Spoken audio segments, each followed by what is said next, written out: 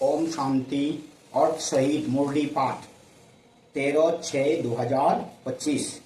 बाबा बोले, मीठे बच्चे, इस बेहद के खेल में तुम आत्मा रूपी एक्टर पार्टधारी हो। तुम्हारा निवास स्थान है स्वीट साइलेंस होम, जहां अब जाना है। प्रश्न है, जो ड्रामा के खेल को यथार्थ रीति जानते हैं, उनके मुख से कौन से शब्द नहीं निकल सकते हैं? उत्तर है, यह ऐसा नहीं होता था तो ऐसे होता, यह होना नहीं चाहिए। ऐसे शब्द ड्रामा के खेल को जानने वाले नहीं कहेंगे। तुम बच्चे जानते हो, यह ड्रामा का खेल जू मिसल फिरता रहता है। जो कुछ होता है सब ड्रामा में नूद है, कोई फिक्र की बात नहीं है। ओम शांति। बाप जब अपना परिचय बच्चों को देते हैं तो बच्चों को अपना परिचय भी मिल जाता है।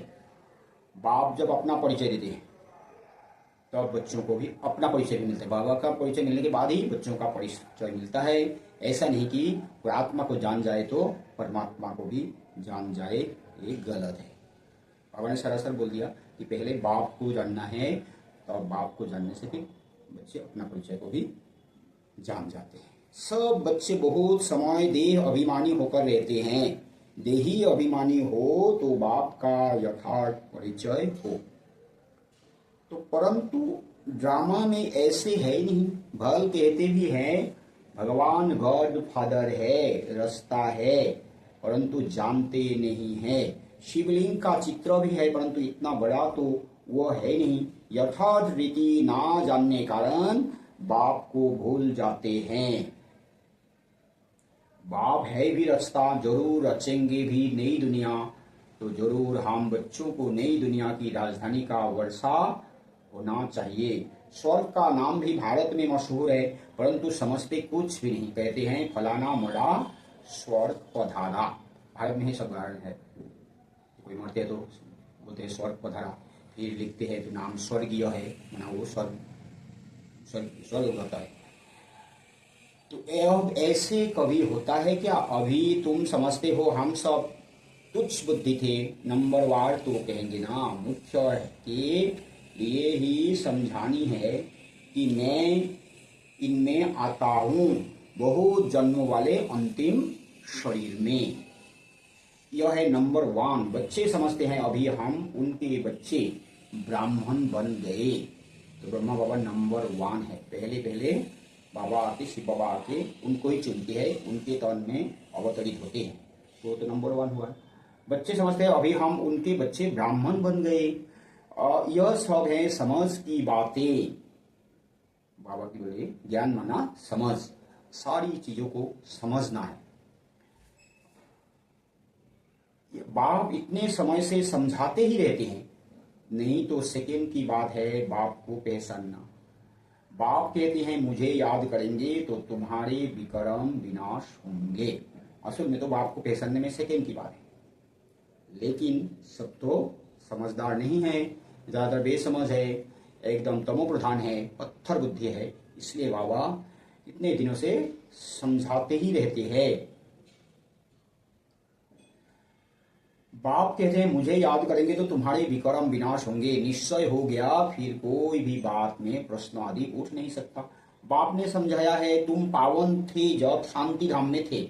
यह बातें भी तुम ही बाप द्वारा सुनते हो, दूसरा कोई सुना ना सके। तुम जानते हो हम आत्माएं कहाँ की रहवासी है। जैसे नाटक के एक्टर्स कहेंगे हम यहाँ के रहवासी हैं, कपड़ा बदलकर स्टेज पर आ जाएंगे। अभी तुम समझते हो हम यहाँ के रहवासी नहीं है, यह एक नाटकशाला है। यह अभी बुद्धि में आया है कि हम मूल वतन के निवासी हैं, जिसको स्वीट साइलेंस होम कहा जाता है। इसके लिए ही सब चाहते हैं, क्योंकि आत्मा दुखी है ना, तो कहते हैं हम कैसे वापिस घर जाए। हम स्वीट साइलेंस होम के वासी है, परम धाम के वासी है, शांति धाम के वासी है, तो वहां जाना है। घर जाने से क्या होता है? शांति मिलती है। घर का पता ना होने के कारण भटकते हैं। आदि तुम भटकने से छूटे, बच्चों को मालूम पड़ गया है अभी तुमको सचमुच घर जाना है। घर जाने के लिए सब तो भटकते हैं, कहाँ से जैसे जैसे जाने के लिए तो कोशिश करते हैं, तो लेकिन अभी हमको जब रास्ता मिल जाते हैं तो भटकना बंद होते हैं, है ना। भटकना माना जैसे इसको पूजो, ये गुरु करो, ये करो, वो करो, भक्ति करो ना, ये सब है भटकना है। ये सब भटकना जब बाबा मिलता है तो भटकना बंद हो जाते हैं।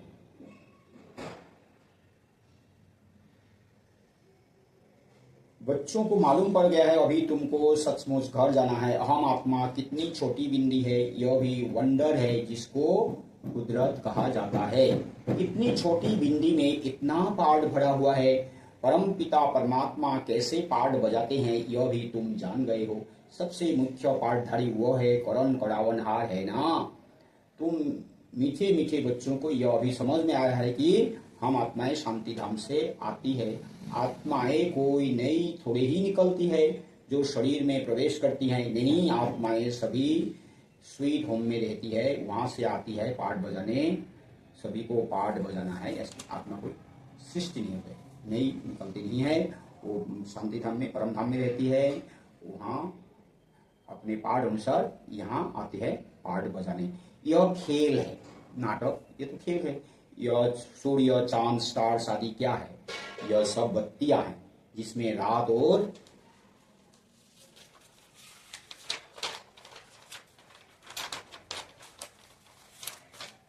दिन का खेल चलता है।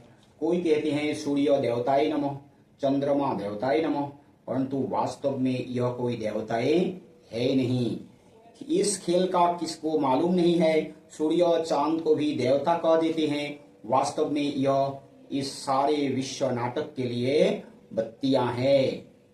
हम रहवासी हैं स्वीट साइलेंस होम के, यहाँ हम पाठ बजा रहे हैं। यह जू मिसल चक्र फिरता रहता है। जो कुछ होता है ड्रामा में नूद है। अंग्रेज नाटककार विलियम शेक्सपियर ने भी बोला था, all the worlds are stage and all the men and women merely players. तो ये सारी दुनिया क्या है? स्टेज है, हम सब नारी और पुरुष सिर्फ और सिर्फ पाठधारी है। इसका तो बाबा ने बोला ना, मुख्य एक्टर, क्रिएटर, डायरेक्टर एंड मुख्य एक्टर तो बाबा है। ऐसे नहीं कहना चाहिए कि ऐसे नहीं होता था तो ऐसे होता। यह तो ड्रामा है ना।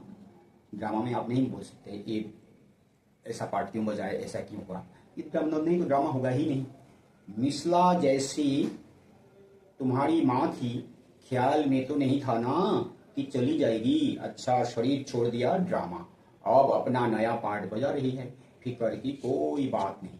हाँ, शायद इस समय कोई किसी ने शरीर छोड़ दी थी तो बाबा समझाते हैं वो तो कोई तो दूसरा पार्ट बजाने के लिए गए हैं, इसलिए इसमें कोई फिक्र की बात नहीं होती। यहाँ तुम सब बच्चों की बुद्धि में है, हम एक्टर्स हैं। यह हार और जीत का खेल है। एक्टर्स है तो खेल खेलते हैं। खेल में तो ऐसा नहीं कि हम सभी जीतेंगे, सभी कैसे जीतेंगे। कोई हार और जीत का खेल है, तब तो मजा आता है। जब हम जीतते हैं तो चिल्लाते हैं, हारते हैं तो जो जीतते हो तो चिल्लाते हैं ना खुशी में। तो ऐसा नहीं एक ही पार्टी हरदम जीतते रहते हैं, ये भी नहीं होता है।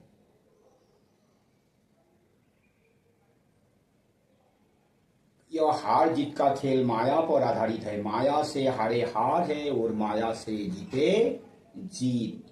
यह गाते तो सब है परंतु बुद्धि में ज्ञान जरा भी नहीं। कहते हैं जाए कि द्वापर से हम हारते हैं माया जब आते हैं। फिर जब कलयुग के अंत में जब बाबा आते हैं तब फिर बाबा हमको ज्ञान देते हैं, शक्ति देते हैं, समझाते हैं, तो फिर हम माया पर जीत पाते हैं। तो माया से हारे हार, द्वापर से हार, और अभी माया से जीते जीत। अभी हम जीतते। तुम जानते हो माया क्या चीज है? यह तो रावण है जिसको ही माया कहा जाता है। धन को संपत्ति कहा जाता है, धन को माया नहीं कहेंगे। मनुष्य समझते हैं इनके पास बहुत धन है तो कह देते माया का नशा है। लेकिन माया का नशा होता है क्या? माया को तो हम जितने की कोशिश करते हैं, तो इसमें कोई भी बात में संशय नहीं उठना चाहिए। कच्ची अवस्था होने के कारण ही संशय उठता है।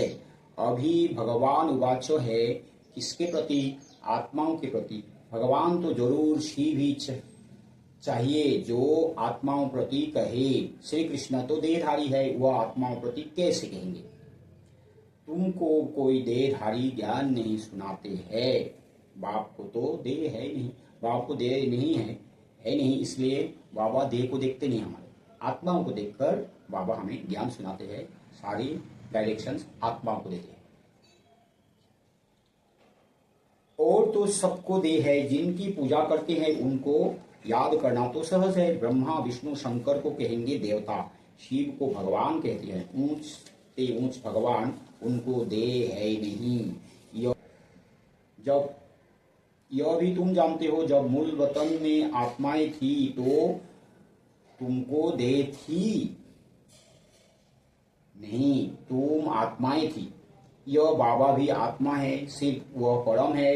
इनका पाठ गाया हुआ है, पाठ बजाकर गए हैं, तभी पूजा होती है।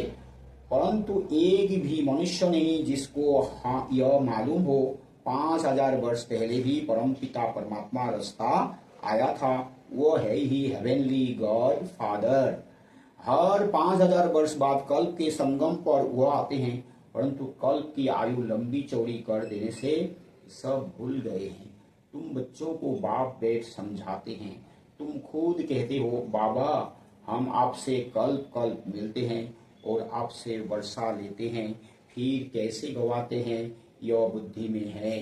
ज्ञान तो अनेक प्रकार के हैं, परंतु ज्ञान का सागर भगवान को ही कहा जाता है। अब यह भी सब समझते हैं विनाश होगा जरूर, आगे भी विनाश हुआ था, कैसे हुआ था यह किसको भी पता नहीं है। शास्त्रों में तो विनाश के बारे में क्या क्या लिख दिया है। पांडव और कौरवों की युद्ध कैसे हो सकती, शास्त्र में जो बोला है महाभारत में कि पांडव और कौरव के बीच में लड़ाई होकर विनाश हुए ना, ऐसी कोई बात नहीं है। अभी तुम ब्राह्मण हो संगम युग पर, ब्राह्मणों की तो कोई लड़ाई है नहीं। बाप कहते हैं तुम हमारे बच्चे हो, नॉन वायोलेंस डबल अहिंसक। अभी तुम निर्विकारी बन रहे हो, तुम ही बाप से कल कल वर्षा लेते हो। इसमें कुछ भी तकलीफ की बात नहीं। तो हम बाबा से वर्षा लेते कोई एक दूसरे से लड़ाई करके नहीं। तो बाबा क्या बोलते हैं, अभी हम डबल अहिंसक है, नॉन वायोलेंस है, अभी हम निर्विकारी बन रहे हैं, तो फिर हम कैसे लड़ाई करेंगे। नॉलेज बड़ी सहज है, 84 जन्मों का चक्र तुम्हारी बुद्धि में है। अभी नाटक पूरा होता है, बाकी थोड़ा टाइम है। नॉलेज कठिन नहीं है, तो समझने से समझ जाएगी। समझने की जो कोशिश ही नहीं करेगा, ऐसे ऐसे सुनते एक कान से सुनकर दूसरे कान से निकल देंगे, वो तो समझेगा नहीं ज्ञान। तुम जानते हो अभी ऐसा समय आने वाला है जो साहूकारों को भी अनाज नहीं मिलेगा, पानी नहीं मिलेगा। इसको कहा जाता है दुख के पहाड़। खूने नाहे खेल है ना, इतने सब खत्म हो जाएंगे। कोई भूल करते हैं तो उनको दंड मिलता है। इन्होंने क्या भूल की है, सिर्फ एक ही भूल की है, जो बाप को भूले हैं। तो बाबा ने क्या बोला, ये जो खूने नाहे खेल है, जो दुख है, तो इन को क्या गलती किया है, भूल क्या किया है, कि भूल क्या कि बाप को भूले, इसलिए ऐसा हुआ। तुम तो बाप से राजाई ले रहे हो, बाकी मनुष्य तो समझते हैं मरे की मरे। महाभारत लड़ाई थोड़ी भी शुरू हुई तो मर जाएंगे, तुम तो जीते हो ना। तुम संस्कार होकर अमर लोक में जाते हो इस पढ़ाई की ताकत से। विनाश होगा तो दुनिया तो मरेंगे। हम तो बाबा ने क्या बोला है, हम तो अमर लोक में जाते हैं, हम जीते हैं, वहां तो मरते नहीं। तो हम अमर लोक में जाते हैं तो इस पढ़ाई की ताकत से हम तो अमर बनते हैं। पढ़ाई को सोर्स ऑफ इनकम कहा जाता है। शास्त्रों की भी पढ़ाई है, उससे भी इनकम होती है, परंतु वह पढ़ाई भी भक्ति की। अब बाप कहते हैं मैं तुमको इन लक्ष्मी नारायण जैसा बनाता हूँ, तुम अभी स्वच्छ बुद्धि बनते हो। तुम जानते हो हम ऊंच से ऊंच बनते हैं, फिर पुनर्जन्म लेते लेते नीचे उतरते हैं, नए से पुराना होता है। सीढ़ी जरूर उतरनी पड़े ना। अभी सृष्टि की भी उतरती कला है, चढ़ती कला थी तो इन देवताओं का राज्य था, स्वर्ग था, अभी नर्क है। अभी तुम फिर से पुरुषार्थ कर रहे हो स्वर्गवासी बनने के लिए, बाबा बाबा करते रहते हैं। वो गॉड फादर को पुकारते हैं, परंतु यह थोड़े ही समझते कि वह आत्माओं का बाप ऊंचते ऊंच है। हम उनके बच्चे फिर दुखी क्यों? अभी तुम समझते हो दुखी भी होनी ही है, यह सुख और दुख का खेल है ना, तो दुखी नहीं होंगे तो सुख का भी कोई वैल्यू नहीं रहता। इसलिए खेल है, कभी सुखी है कभी दुखी है, आधा कल सुखी है आधा कल दुखी है। जीत में सुख है, हार में दुख है। बाप ने राज्य दिया, रावण ने छीन लिया। अभी तुम बच्चों की बुद्धि में है, बाप से हमको स्वर्ग का वर्षा मिलता रहता है, बाप आया हुआ है, अभी सिर्फ बाप को याद करना है तो पाप कट जाए। जन्म जन्मांतर का सिर पर बोझा है ना, यह भी तुम जानते हो। तुम कोई बहुत दुखी नहीं होते हो, कुछ सुख भी है। आटे में नमक, जिसको काग विष्ठा समान सुख कहा जाता है। तुम जानते हो सर्व का सद्गति दाता एक ही बाप है, जगत का गुरु भी एक ठहरा। भगवान प्रश्न में गुरु किया जाता है। अभी तो छोटे को भी गुरु करा देते हैं कि अगर मर जाए तो सद्गति को पाएंगे। बाप कहते हैं वास्तव में किसको भी गुरु नहीं कह सकते। गुरु वह जो सद्गति दे, सद्गति दाता तो एक ही है, बाकी क्राइस्ट बुद्ध आदि कोई भी गुरु नहीं। वे आते हैं तो सबको सद्गति मिलती है क्या?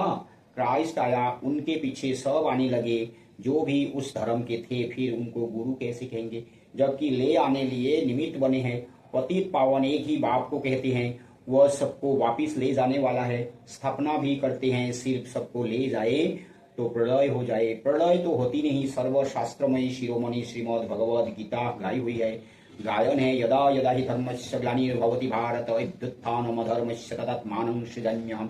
भारत में ही बाप आते हैं, स्वर्ग की बादशाही देने वाला बाप है, उनको भी सर्वव्यापी कह देते हैं। अभी तुम बच्चों को खुशी है कि नई दुनिया में सारे विश्व पर एक हमारा ही राज्य होगा, उस राज्य को कोई छीन नहीं सकता। यहाँ तो टुकड़े टुकड़े पर आपस में कितना लड़ते रहते हैं, तुमको तो मजा है, खग्गियां मारनी चाहिए।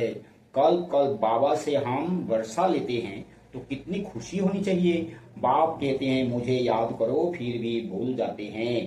कहते हैं बाबा योग टूट जाता है, बाबा ने कहा है योग अक्षर निकाल दो, वह तो शास्त्रों का अक्षर है। बाप कहते हैं मुझे याद करो, योग भक्ति मार्ग का अक्षर है।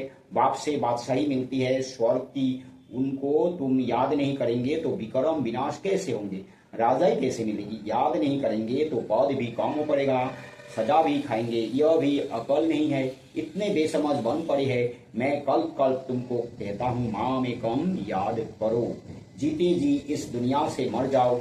बाप की याद से तुम्हारे विक्रम विनाश होंगे और तुम विजय माला का दाना बन जाएंगे।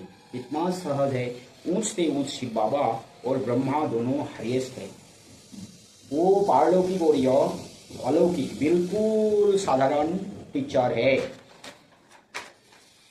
वह टीचर्स फिर भी सजा देते हैं, यह तो पुरस्कार देते रहते हैं। कहते हैं मीठे बच्चे बाप को याद करो, सतोप्रधान बनना है, पतित पावन एक ही बाप है, गुरु भी वही ठहरा और कोई गुरु हो ना सके। कहते हैं बुद्ध पार निर्वाण गया, यह सब बकुड़ा है, एक भी वापिस जा ना सके। सबका ड्रामा में पार्ट है। कितनी विशाल बुद्धि और खुशी रहनी चाहिए। ऊपर से लेकर सारा ज्ञान बुद्धि में है। ब्राह्मण ही ज्ञान उठाते हैं, ना शूद्रों में ना देवताओं में यह ज्ञान है। अब समझने वाला समझे, जो ना समझे उनका मौत है। पद भी कम हो जाएगा। स्कूल में भी नहीं पढ़ते हैं तो पद कम हो जाता है। अल्प बाबा बे बादशाही, हम फिर से अपनी राजधानी में जा रहे हैं। यह पुरानी दुनिया खत्म हो जाएगी। अच्छा मीठे मीठे सिकिला दे बच्चों प्रति माता पिता बाप दादा का याद प्यार और गुड मॉर्निंग। रूहानी बाप की रूहानी बच्चों को नमस्ते।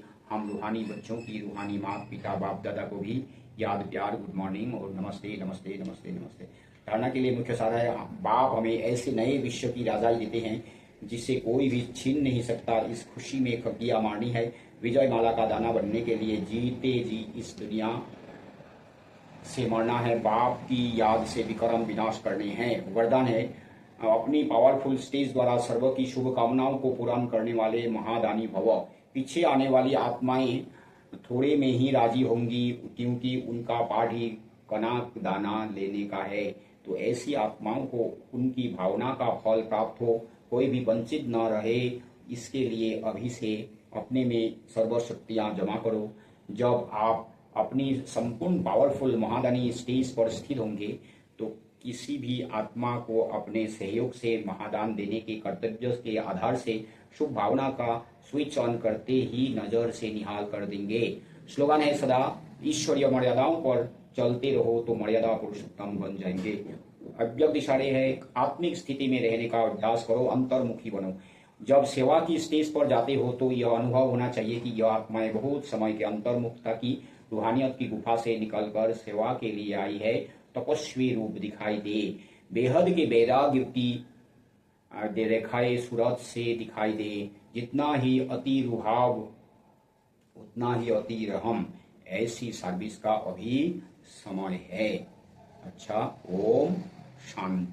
प्रोजेक्ट बाबा की प्रत्यक्षता।